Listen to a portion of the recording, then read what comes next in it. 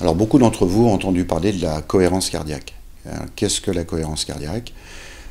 On trouve facilement, après une petite recherche, des guides respiratoires sur le web, sur YouTube.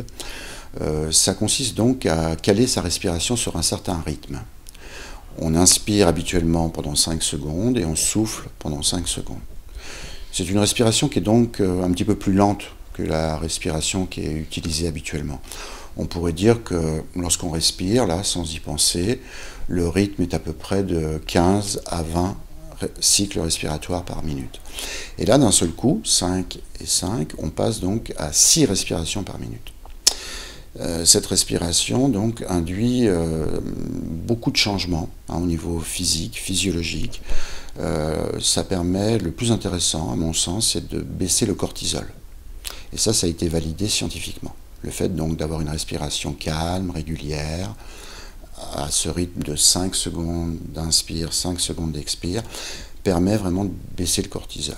Alors en soi, ça ne va absolument rien résoudre. Ceci étant, le simple fait de diminuer le stress qu'on ressent, ça peut accompagner beaucoup de pratiques. Alors, la cohérence cardiaque, bien sûr, n'est pas la seule technique respiratoire. On trouve dans beaucoup de disciplines orientales, comme le yoga, le qigong, l'importance de la respiration. Mais c'est intéressant parce que ça met sous une forme simple, à la portée du plus grand nombre, un exercice efficace. Voilà. Après, il faut savoir qu'il ne faut pas être tributaire de ces fameux guides visuels. Parce que lorsqu'on a pratiqué une semaine, 2 semaines, au rythme de 5-5, on peut avoir le rythme un peu dans sa tête.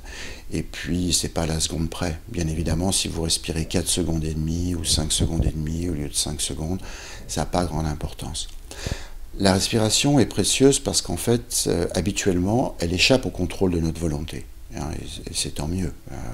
Au moment de dormir, lorsqu'on a des choses à faire dans la journée, on ne va pas penser à sa respiration. Mais on peut en prendre le contrôle. Et ce qui est vraiment indiscutable, c'est que lorsqu'il y a une émotion comme la peur, la colère, qui nous submerge, la respiration se modifie. Habituellement, elle devient plus rapide, plus saccadée, donc moins régulière.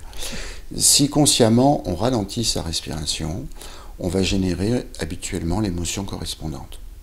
Donc c'est vraiment une pratique intéressante et ça peut aller au-delà. Alors moi j'aime bien dans les gens qui viennent me voir pour les séances d'hypnose, leur montrer des exercices simples de respiration.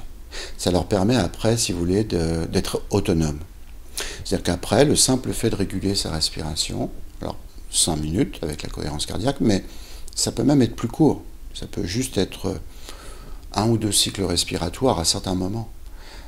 C'est une forme de signal, de rupture avec le monde extérieur, et ça peut vraiment nous permettre une relative autonomie pour accéder au lâcher-prise. Alors, pratiquer la cohérence cardiaque, et en tout cas, pratiquer la respiration consciente en complément de l'hypnose, c'est vraiment une pratique que je recommande à tous.